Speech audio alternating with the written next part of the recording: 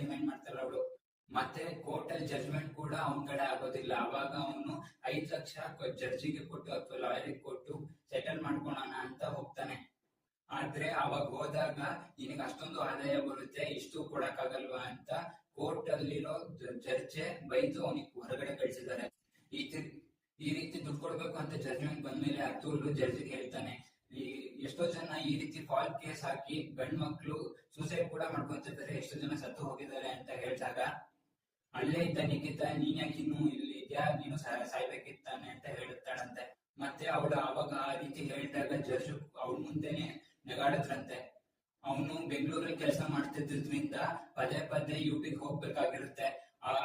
ಒಂದೊಂದ್ಸತಿ judge ಬಂದಿಲ್ಲ ಅಂತ ಕೋರ್ಟಿಂದ ವಾಪಸ್ ಕಳ್ಸಿದ್ರು, ಒಂದೊಂದ್ಸತಿ ಕೇಸ್ ಹಿಯರಿಂಗ್ ಟೈಮ್ ಇಲ್ಲ ಅಂತ ವಾಪಸ್ ಕಳ್ಸಿದ್ದಾರೆ. ಅವನು ಹೋಗಿ ಬಂದು ಅದು ಕೂಡ ಫ್ರಸ್ಟ್ರೇಷನ್ ನ ಹೊರಗಾಕಿದ್ದಾನೆ. ಮತ್ತೆ ಲೆಟರ್ ಅಲ್ಲಿ ನಮಗೆ ವರ್ಷದಲ್ಲಿ ಬರೀ 23